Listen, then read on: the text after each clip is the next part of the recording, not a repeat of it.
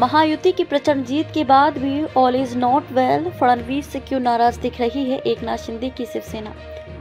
महाराष्ट्र में महायुति की प्रचंड जीत के बाद दावा किया जा रहा है कि सत्तारूढ़ गठबंधन में ऑल इज नॉट वेल की स्थिति है। राज्य में डेप्यूटी सीएम एकनाथ शिंदे के पालक मंत्री के मुद्दे पर नाराज होने की बातें सामने आई थी।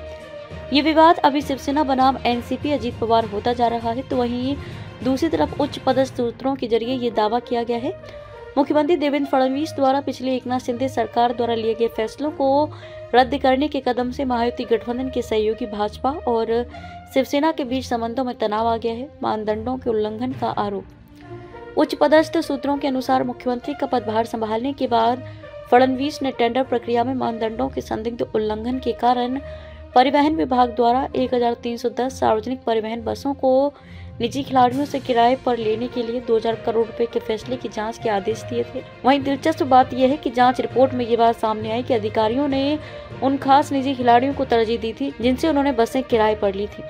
फडणवीस ने कथित तौर पर पहले की टेंडर प्रक्रिया को रद्द करने और सार्वजनिक परिवहन बसों के लिए नई टेंडर प्रक्रिया जारी करने की मांग की है। फडणवीस ने दिए हैं जाँच के आदेश।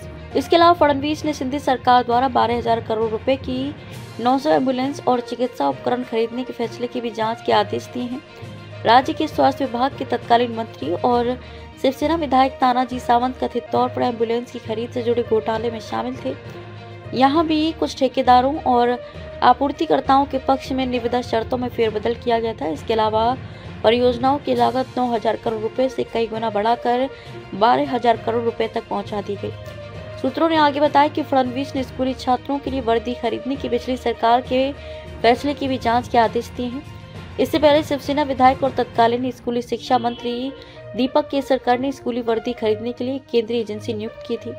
पालक मंत्री को लेकर उभरे मतभेद। इसके अलावा राज्य में संरक्षक मंत्रियों की नियुक्ति ने शिवसेना और भाजपा के बीच संबंधों को और खराब कर दिया है। शिवसेना चाहती थी कि स्कूली शिक्षा मंत्री दादा भूसे और कैबिनेट मंत्री भरत गोगावले को क्रमशः नासिक और रायगढ़ जिलों का संरक्षक मंत्री नियुक्त किया जाए, लेकिन फडणवीस ने मांग ठुकराते हुए भाजपा मंत्री गिरीश महाजन को नासिक संरक्षक मंत्री और एनसीपी मंत्री अदिति तटकरे को रायगढ़ संरक्षक मंत्री नियुक्त किया। शिंदे द्वारा इस निर्णय पर नाराजगी जताए जाने के बाद फडणवीस ने दोनों संरक्षक मंत्रियों की नियुक्तियों को निलंबित कर दिया। इससे पहले शिंदे गृह मंत्रालय न दिए जाने से नाखुश थे, जिसके कारण शपथ ग्रहण समारोह में देरी हुई। बयानबाजी भी हो गई है शुरू। पालक मंत्री को लेकर जिस तरह का विवाद सामने आया है, उसके बाद एमवी नेता भी चुटकी ले रहे हैं। शरद पवार की अगुवाई वाली एनसीपी के सांसद अमोल कोल्हे ने तो यहां तक कह दिया है कि शिंदे की शिवसेना में फूट पड़ चुकी है।